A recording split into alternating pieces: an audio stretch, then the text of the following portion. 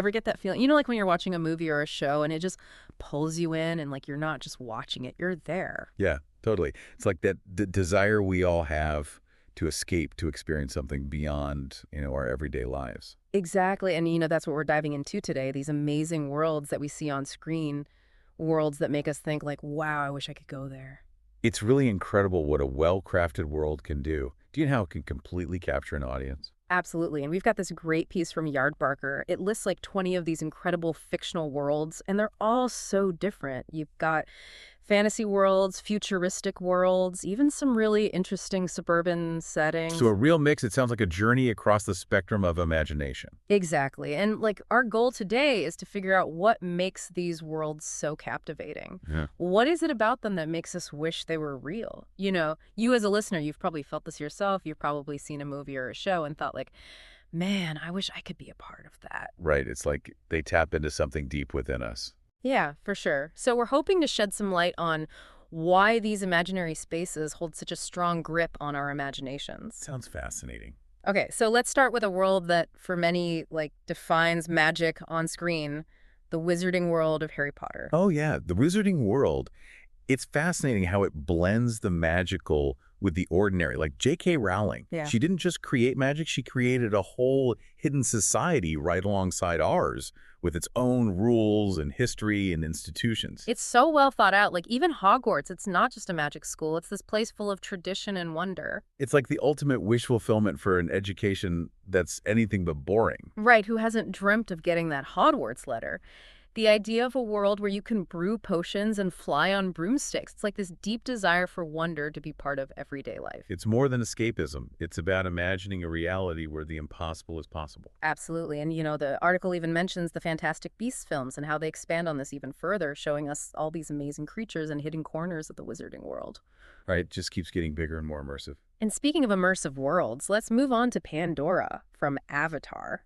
This is a world that redefines cinematic visuals. I mean, it's the highest grossing movie ever that says something. Yeah, James Cameron really created something special with Pandora. It's this incredibly detailed and vibrant world with bioluminescent plants and creatures you've never seen before. It's visually stunning, and the article talks about Jake Sully's journey, how he immerses himself in the Na'vi culture, and we see this amazing ecosystem through his eyes. Right, and it's not just about the visuals, it's about the connection the Na'vi have with their environment. It's like a vision of a world in perfect harmony with nature. Which may be something we crave in our own world, with all the environmental challenges we face. Maybe Pandora taps into this longing for a simpler, more connected way of life. That's an interesting thought. All right, now let's shift gears to a world that's maybe not so idyllic, Panem from the Hunger Games. It's compelling, but not exactly a place you'd want to visit. Yeah. Panem, it's a great example of a dystopian world done right. You've got this stark contrast between the capital, which is all wealth and excess, and the districts which are struggling to survive. And the Hunger Games themselves, right? This brutal event that pits these kids against each other. It forces you to think about power and inequality and what it means to be human. Definitely, it holds up a mirror to our own society. In a way, it makes us think about issues like class disparity and political oppression. It's a world that makes you uncomfortable, but in a good way, It makes you think. It definitely stays with you. All right, so from a possible future, let's go back to a classic fantasy world, Middle-earth, from The Lord of the Rings and The Hobbit. The article calls it the most elaborate and fantastical magical world in cinema and literature. And it's a testament to the Tolkien's world building. Yeah. He created languages and histories and cultures for Middle-earth. It's incredibly detailed. It's the sheer scale of it, too, right? You've got the Shire and Mordor and the Misty Mountains. Each location is so distinct, and then they're all the different inhabitants, hobbits, elves, dwarves. It's just amazing. Tolkien really set the bar for fantasy world building. He did all right. Now, moving on to another epic fantasy world, Westeros from Game of Thrones, and of course, House of the Dragon. This is George R.R. Martin's world, a world where power is everything. Westeros is definitely more gritty and morally ambiguous than Middle-earth. Yeah. It's a world where everyone is vying for the Iron Throne, and there are all these alliances and betrayals and battles. And beyond the Iron Throne, you've got these ancient threats beyond the wall and the dragons. It's a world full of danger and intrigue. And House of the Dragon delves even deeper into Westeros' history. It's a world that keeps you guessing. You never know who's going to win or lose or even who to root for. All right, let's take a break from all the seriousness and head to Neverland, the timeless island from Peter Pan. It's a world that's been reinterpreted so many times, but always holds that same sense of wonder. Yeah, Neverland. It's the ultimate escape from growing up. It's a place of perpetual childhood adventure. Right, you've got Peter Pan and Wendy and Captain Hook and Tinker Bell. It's all about imagination and freedom. It's a world that taps into that universal desire to hold on to the magic of childhood. And speaking of magical childhood landscapes, let's talk about Wonderland from Alice in Wonderland. This is another world that filmmakers keep returning to. Wonderland is just so wonderfully surreal. It's a world where logic goes out the window and anything is possible. Talking flowers, mad tit parties, a Cheshire cat. It's pure, unadulterated absurdity. And it's brilliant. It invites us to embrace the nonsensical, to see the world through the eyes of a child. Okay, from the wonderfully weird to a timeless classic, let's journey to Oz, the magical setting of The Wizard of Oz. The 1939 film is iconic. It's what most people think of when they hear Oz. That moment when Dorothy steps from black and white Kansas into Technicolor Oz, it's just pure movie magic. Right, and beyond the visuals, Oz teaches us these important lessons about courage and heart and intelligence. The Scarecrow, the Tin Man, the Cowardly Lion. They're all searching for something, and in the end, they find it within themselves. The classic story with a timeless message. Okay, now, for a complete change of pace, let's go to a galaxy far, far away, the world of Star Wars. It's one of the most expansive and influential science fiction settings ever created. Star Wars is more than just a movie. It's a cultural phenomenon. It's got this vast universe with all these different planets and alien species and a rich history. And the characters right from Luke Skywalker to Darth Vader to Han Solo and Princess Leia, they're all iconic. And the article mentions how much the Imaginary Worlds podcast has explored the Star Wars universe, which just shows you how much there is to talk about. It's a world that blends classic mythology with futuristic technology. It's got something for everyone. From space, let's go down to the gritty streets of Gotham, Batman's home turf. The article points out how Gotham has been portrayed in so many different ways, but it's always this dark and dangerous city.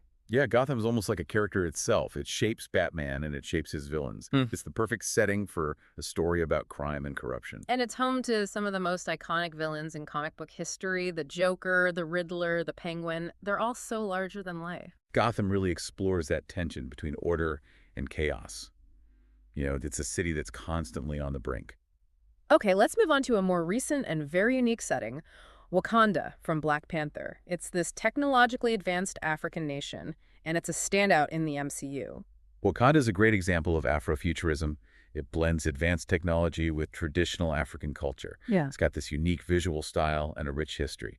And it's got vibranium, right? This powerful resource that has made Wakanda what it is. It's a world that feels both futuristic and ancient, and it's one of the most interesting places in the MCU. It definitely challenges the way we think about progress and identity. Now let's go back in time to a legendary kingdom, Camelot, from the Arthurian legends.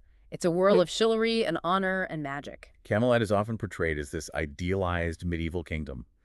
It's the home of King Arthur and the Knights of the Round Table. Still of romance and mythology and quest for the Holy Grail. It's a world that's captured imaginations for centuries. It represents this longing for a just and honorable society, a world where good triumphs over evil. Okay, another literary fantasy world with tons of depth and detail. Narnia from the Chronicles of Narnia. It's up there with Middle-earth in terms of imagination. C.S. Lewis created something truly special with Narnia. The world that's accessible through this magical wardrobe and is full of talking animals and mythical creatures. And it's got Aslan the lion, who's like this Christ figure. It adds a whole other layer of symbolism to the story. Narnia is a world that works on multiple levels. It's got something for kids and something for adults. Okay, now for something completely different, Springfield from The Simpsons.